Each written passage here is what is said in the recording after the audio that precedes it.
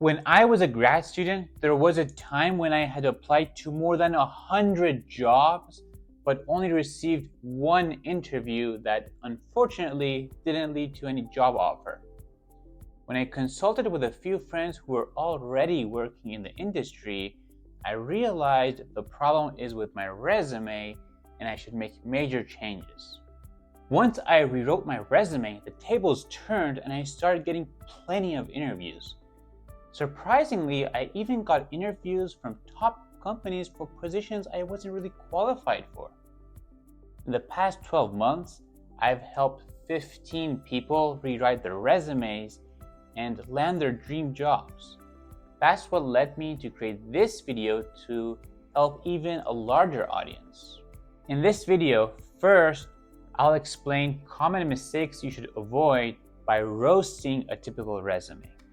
Next, I'll show you how you can write an amazing resume by walking you through my resume, which has landed me lots of interviews from top companies in the US and Canada. I've anonymized the resumes, but they're very close to real resumes I've seen and written. So let's dive right into it. All right, here's the resume we're gonna roast. We'll go over it section by section, but right off the bat, we see one big problem. It's too long. It's 3 pages. If you're applying for jobs in the industry, keep it 1 or 2 pages, preferably 1 page if you're just starting out your career. You're not gonna have more stuff that is highly relevant to the job anyways. In the contact information section, we see 2 email addresses. Obviously, that's confusing. Put only 1 email address. What's missing is a link to a LinkedIn profile. That's important. Also, if you have a GitHub profile or a personal website which showcases some of your projects, definitely put a link to those as well. Next, we see the professional summary section. This entire section should be removed. Instead, you should try to demonstrate your qualifications by providing real examples of what you've accomplished in the work experience or projects sections of your resume. In the last 3 bullets, especially the very last bullet point, we see a lot of fluff. In general, avoid using soft skill buzzwords anyone can claim, such as hardworking, passionate, or fast learner. Next, we see a few problems in the work experience section. First, some of the bullets are 3 lines, which is too long. Keep each bullet point 1 or 2 lines long. This person could have easily done that by proper formatting and being more concise. The second problem is that most of the bullet points don't have an appropriate structure. Use the XYZ formula for your bullet points. Start with a strong action verb, quantify your accomplishments, and mention what kind of technical tools you used. For example, performed data analysis here is certainly missing a lot of detail. And what does it mean to manage undergrad students? Or over what period of time and how many students did you mentor? Another problem is that some of these bullet points, such as wrote weekly reports, don't provide much value and should be removed altogether. The education section also has a few problems. First, the GPA isn't really important for most jobs. Even if you want to mention your GPA for your latest degree, don't dedicate an entire line to it. Second, the relevant coursework here is occupying a lot of valuable resume real estate, while it's not really something the hiring manager or recruiters care about.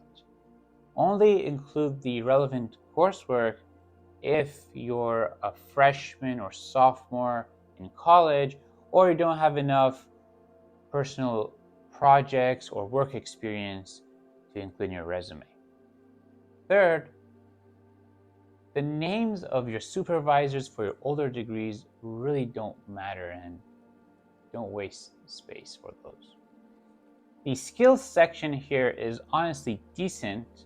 The only suggestion I would have is grouping some of these categories together, such as the finite element analysis and CAD into a software category, or bringing some of the signal processing stuff as part of the programming category.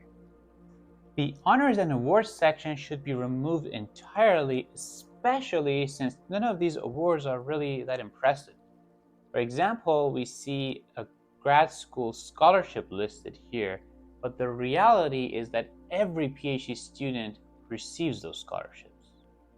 Next, we see the publications and conference presentations sections.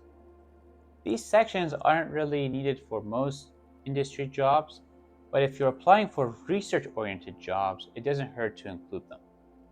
I don't see anything wrong with these sections of this resume. Finally, these three sections should be removed entirely since they don't belong to resumes for industry jobs. Remember, your resume is not supposed to be a CV. You have to be very selective in what you include in your resume. For example, teaching experience doesn't really matter for most industry jobs, so just drop it.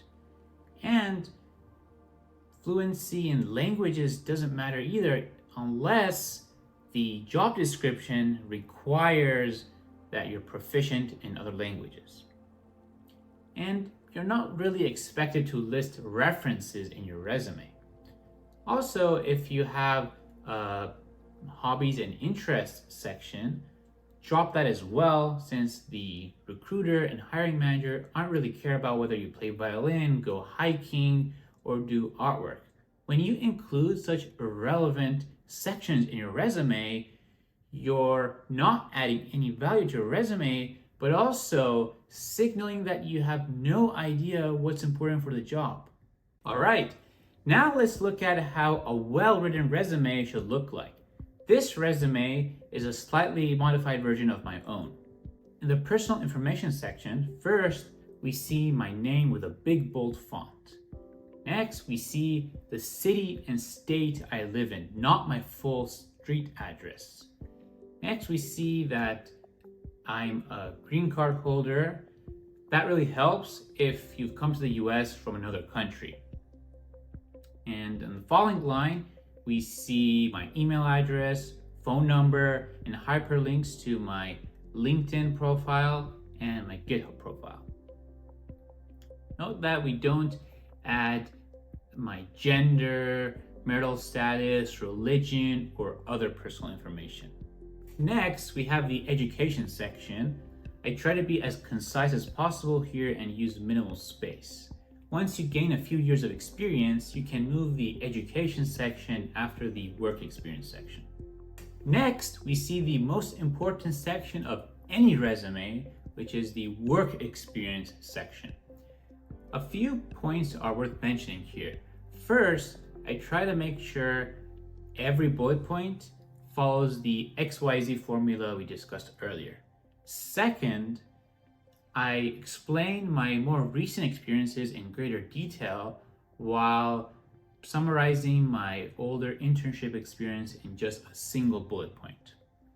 Third, you would want to avoid irrelevant experiences. Obviously, you wouldn't include your experience as a barista at Starbucks, but also your teaching experience in the university or tutoring experience aren't relevant either, and you should drop those as well.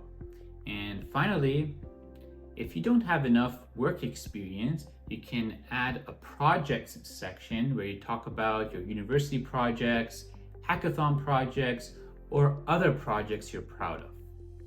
Next, we see my technical skills section. A few points are worth mentioning here.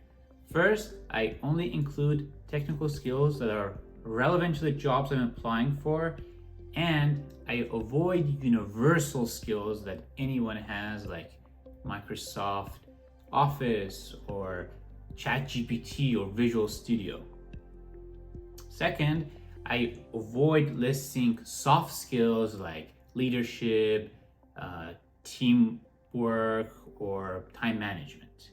And finally, I avoid giving ratings to my skills since those ratings are very subjective and they do more harm than good in your resume. Next, we see my honors and awards section. We see that I've listed only my most notable and relatively recent accomplishments, such as my best PhD dissertation award.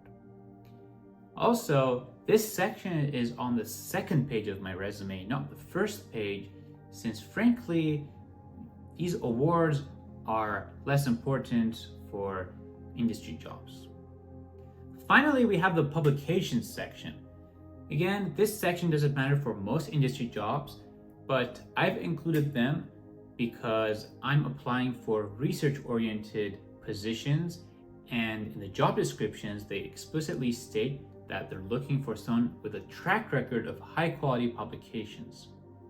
Still, I've included this section on the second page of my resume, not the first page.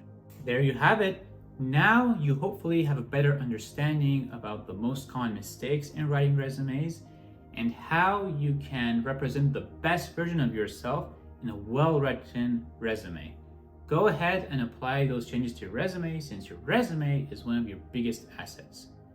I hope you found this video helpful. If you got any value from this video, don't forget to give it a thumbs up, subscribe to the channel if you haven't already, and leave a comment or question down below. Thanks for watching and see you next time.